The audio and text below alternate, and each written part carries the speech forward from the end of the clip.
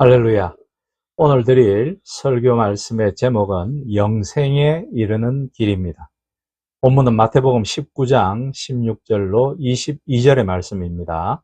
어떤 사람이 주께 와서 이르되 선생님이여 내가 무슨 선한 일을 하여야 영생을 얻으리이까?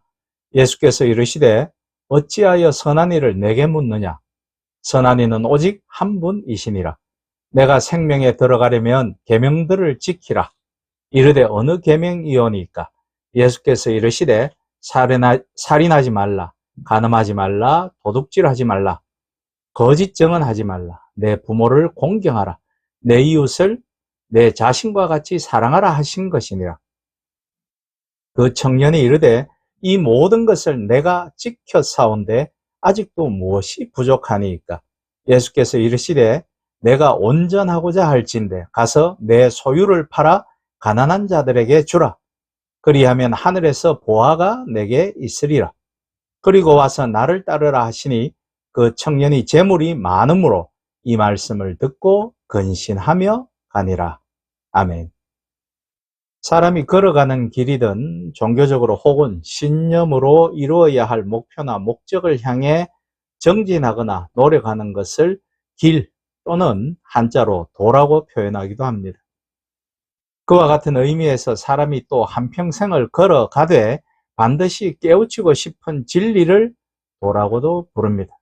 그렇다면 도란 우리가 결국 이루고자 하는 목표를 향해 걸어가는 방법 또는 그 길이라는 의미겠죠. 길과 도는 한자로 같은 뜻이죠. 그러나 그 차이는 말할 수 없이 큽니다.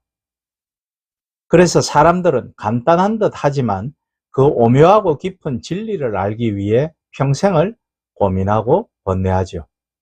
그러면 그 길이란 무엇인가요? 이 물음은 인류가 이 땅 위에 존재하게 되면서부터 시작하여 복음의 역사와 더불어 수많은 시간과 세월 속에서 계속하여 반복적으로 꾸준하게 논의되어 왔던 전 인류적인 질문이기도 합니다. 이것은 넓게는 대우주로부터 좁게는 우리 인간의 미세한 신경세포 조직에 이르기까지의 종합적이고 총괄적인 질문입니다. 도란 무엇입니까? 일찍이 노자는 도를 도라고 했을 때는 이미 도가 아니다. 즉 도가도 비상도라고 했습니다. 도라는 것은 어느나 어떤 수단으로도 표현될 수 없는 그 이상의 무엇이라는 뜻이겠죠. 옛 성각자들도 도를 논함에 있어 그 자리는 말이 없는 자리라 하여 도, 즉 무언이라는 식의 표현들을 종종 사용해 왔고, 공자는 조문도 석사가이라고 하여 아침에 도를 깨달으면 저녁에 죽어도 좋다라고 하였으니 그만큼 도를 깨닫고 싶어하는 열정이 강함을 보여주는 것이기도 합니다. 또 도를 깨달으면 말이 없어진다 하여 도각무언이라고 표현하기도 했습니다. 즉 도를 깨달으면 말로써 누군가에게 설명해 주는 것보다 실천으로 그것을 보여주는 것, 그것이 도가 아닐까. 그래서 우리는 그것을 제자도라고 하지요. 주님의 길을 따라가는 것입니다. 그렇습니다. 도라고 하는 것은 말이 필요 없는 세계입니다. 그러나 무엇보다도 말이 필요한 세계이기도 하죠. 지금까지 기독교이든 아니든 도에 관한 일반적인 인식은 도에 관한 문제는 너무나 어렵고 난해하며 애매해서 특정한 소수 호사가들의 전유물일 뿐이라는 정도에 불과했습니다. 그러나 그렇지 않습니다.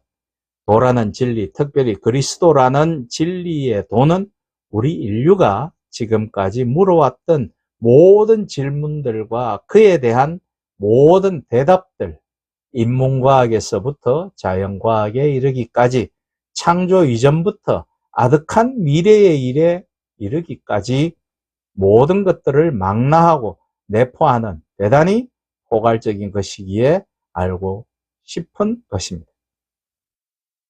오늘 본문을 보면 어느 부자 청년이 예수님을 찾아와서 영생을 얻고 싶은데 어떻게 해야 하느냐고 묻고 있습니다. 쉽게 이해하면 이 청년은 지금 미래의 일, 내가 어디로 가야 하는지, 어떻게 가야 하는지에 대하여 고민하며 묻는 것입니다.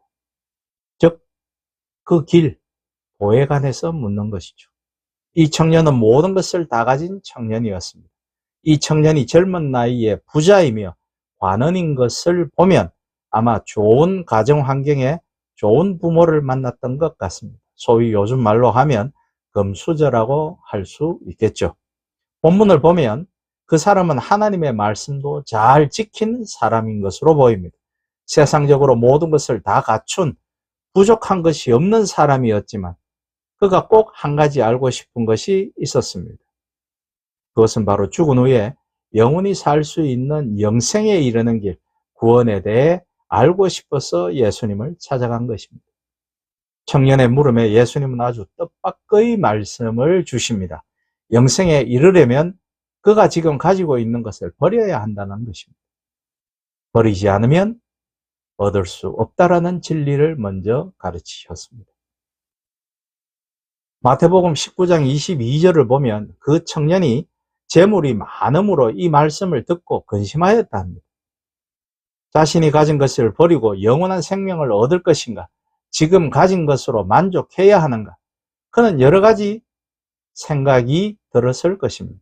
사실 이 청년은 둘 다 가지고 싶었는 것인지도 모릅니다. 지금 가진 것에 더하여 영생도 얻고 싶었습니다. 물질도 풍성히 가지고 있고 권력도 가지고 있고 거기에 영생도 얻고 싶었던 것이겠죠. 바로 우리죠. 그런데 예수님은 다 버려야 가질 수 있다는 것입니다. 둘 중 둘, 셋 중 셋은 없습니다. 무언가를 얻기 위해서는 무언가를 버려야 합니다. 근심을 하던 이 청년은 결국 지금 가진 것을 지키기로 결정하여 근심하며 떠나갔습니다. 이 부자 청년은 지금 가진 것을 선택하였습니다. 그렇지만 오늘을 사는 우리가 그를 어리석은 사람이라고 비난할 수 있을까요? 가지고 있는 재산과 지위와 명예, 권력을 포기할 수 있습니까? 그가 곧 우리인데요. 누구든 교회에서는 그리스도를 위해 무엇이든 할 수 있다고 고백하고 찬양하고 간증합니다만 그 말은 모든 것을 버릴 수 없다와 같은 뜻임을 우리는 모두 알고 있습니다. 극과 극은 통하니까요. 창세기 12장 1절의 말씀을 잠시 보겠습니다.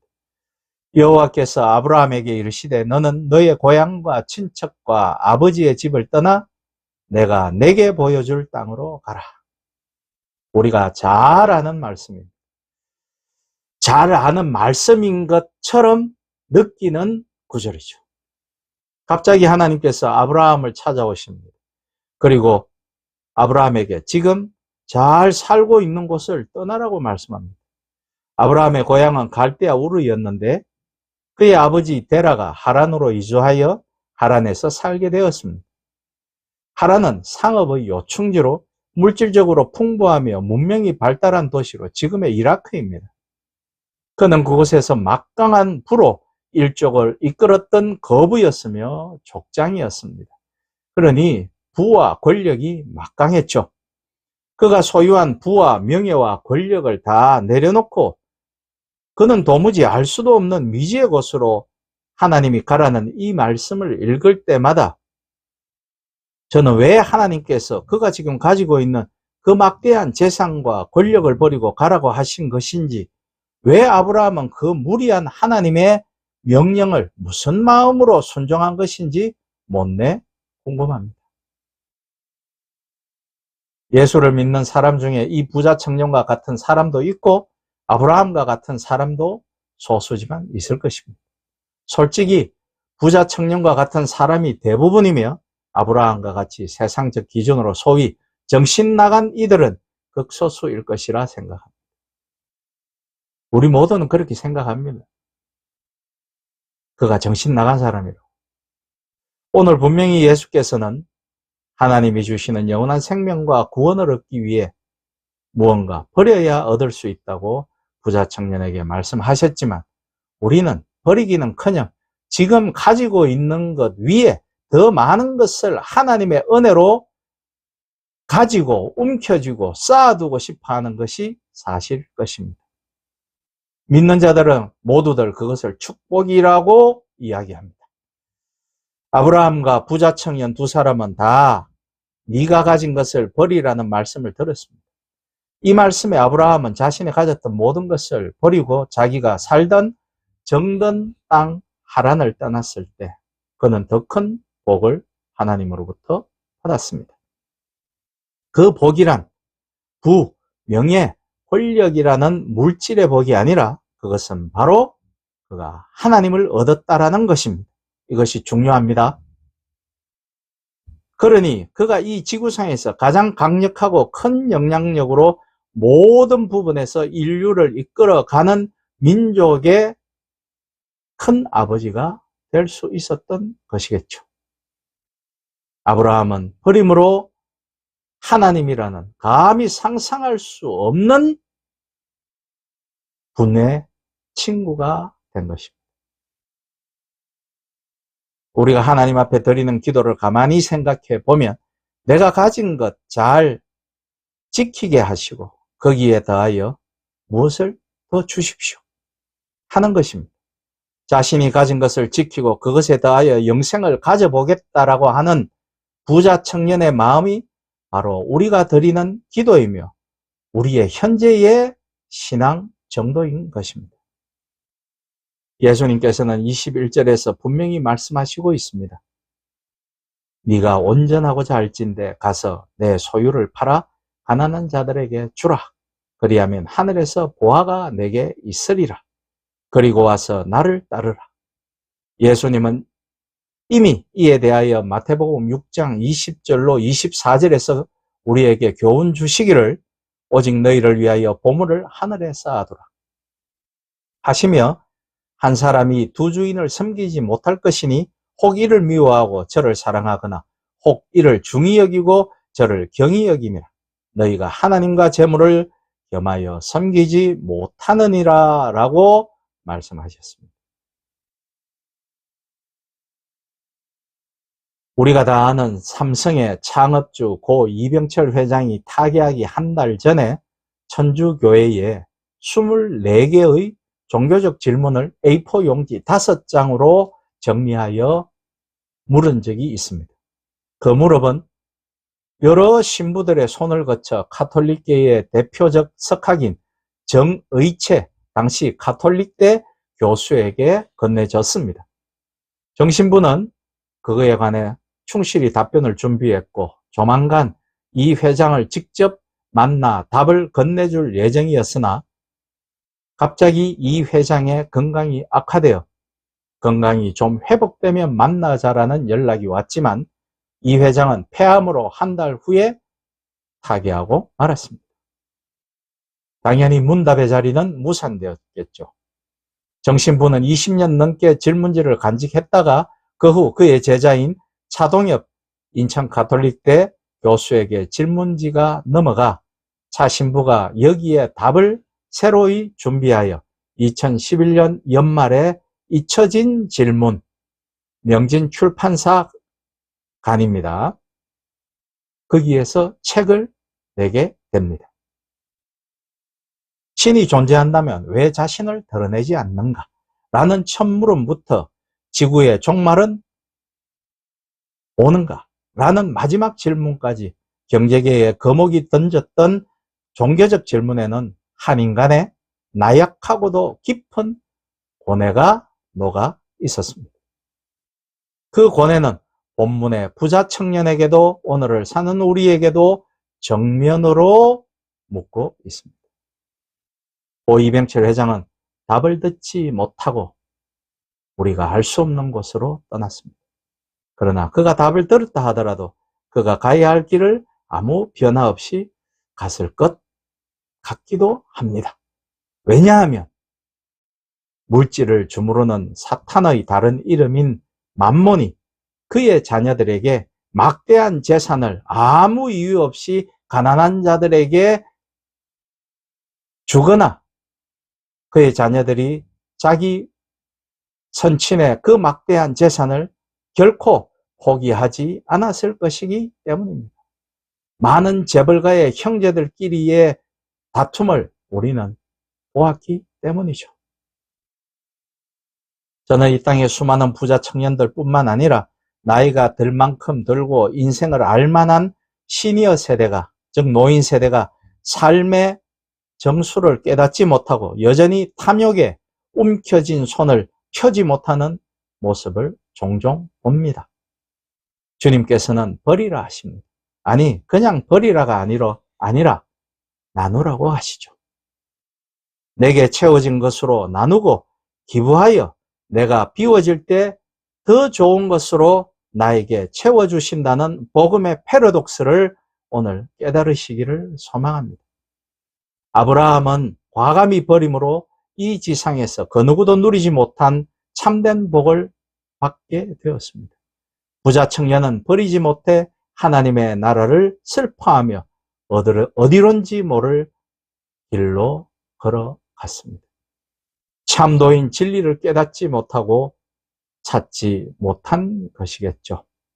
권면드리기는 오늘 또 하나님께서는 우리에게 더 큰 복을 주시기 위해 비우라고 하시는 말씀을 듣고 깨닫기를 소망합니다. 끝간데 없는 세상의 욕심, 만몬의 유혹에서 벗어나 비울 수 없을 때 진정한 행복을 그리스도로부터 얻을 수 있습니다. 비울 수 있을 때 진정한 행복을 그리스도로부터 얻을 수 있습니다. 영생을 발견하실 수 있을 것입니다.